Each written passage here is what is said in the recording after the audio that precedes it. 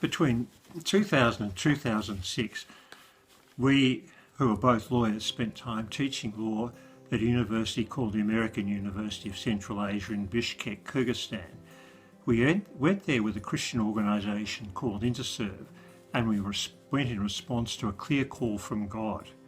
Jeremy has asked us to share with you some of the conflicts we experienced in responding to our call and going to Central Asia. The first of those conflicts came from people. People raised a number of concerns with us. The first was about our careers. We both had successful careers, and people said to us, what would happen to your careers when you went and if you came back? There might not be any work for you. You're throwing away a good career. The second was financial. We went with Interservice team support. We were relying on the generosity of others. They would say, you're giving up a regular, stable income. What would your financial position be like when you came back? The third was health. They knew we were going to a part of the world where the medical facilities were poor. They would say, what happens if you became sick or seriously ill? Could you be evacuated? You might never be able to get proper medical treatment. You might be maimed for life. The fourth was safety and security. Australia is a very secure place. We were going to a part of the world that was known for its insecurity and instability. People would say, what happened if something went wrong? Would you ever be able to come back? You might be stuck there for life. Another type of conflict that we experienced was from spiritual warfare, which we felt quite intensely. And it ranged from things like having our Russian course cancelled at the last minute, just before we were about to do it. God provided another one miraculously, but that's another story. Bizarre issues with banks, and probably the worst was Scott had just sold out of his practice, ready for us to go. And the day after, I ended up in Sandringham Hospital with a mystery illness, and all the doctors came and said, we don't know what's wrong with you, it seems to be something serious.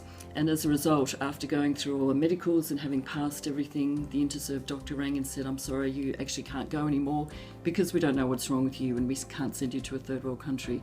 So spiritual warfare was also one of the conflicts that we experienced. Another issue was that we learnt that conflict provides opportunities. Our call provided us an opportunity to respond to some of the issues that people would raise with us.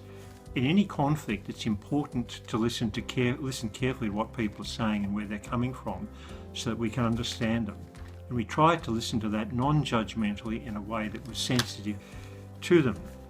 Our call provided us an opportunity to explain about our trust in God and our utter dependence on Him for our own needs, employment, financial health, and also safety. We also had to recognise that some of these conflicts were coming from spiritual warfare, something that Leanne has already mentioned. A final point on conflict providing opportunities was that we felt that sometimes perhaps our call was challenging people. People may have been in conflict in their own lives about exactly what God was trying to have them to do, and they may have felt challenged about that. And we learnt the conflict provided an opportunity to be sensitive to them in their position. So ultimately, what was the result of this conflict? Well, as Scott said, it provided an opportunity for us to trust and to test our call and to be faithful to what we believe God was asking us to do. We believe it was an opportunity to display God's power to others. We could have done the fight or flight, we could have run. Certainly we're human, and the concerns that people had raised were ones that we were very well aware of, and we were also concerned about them. But we believed that God was asking us to be obedient. So the testing of our call helped us to grow in our faith and our knowledge of God's amazing power and to overcome our fears. And hopefully also demonstrated God's power to others who came along on our journey. As I said, I ended up with a mystery illness, and the Interserve doctor said, I'm sorry, we can't in good conscience allow you to go. After sitting with this for some weeks with our plans and jobs in tatters, he rang one day and said he'd found a specialist who would look at me. And after that, I had several appointments with different specialists, all of who could find nothing wrong. And after all of these tests, he rang one day and said, actually, now you can go. And we read that night in our devotions, go now to the land I told you about, and my angel will go ahead of you. We hope that it helped others to grow in their faith as they came on their journey with us.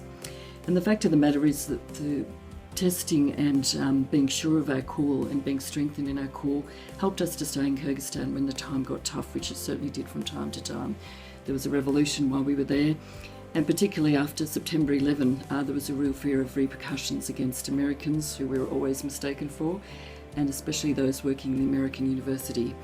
A lot of foreigners left the country. Most of the foreigners in the American university left. Some missionaries left, and even some of our team members left. We had people ringing us from our home church saying, "You don't understand, you're going to die, you need to leave now."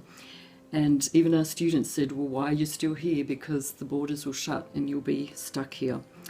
But the sense of call that we had helped us to stay when the going got tough, and God also spoke to us through Isaiah 30. "You say, no, we will flee on horses, 1,000 will flee at the threat of one. But in repentance and rest is your salvation, in quietness and trust is your strength." And God enabled us and helped us to stay at that time, which is the right thing to do. And as for everything that we gave up, I can assure you that we got so much more in abundance than anything we gave up in following our call. Thank you.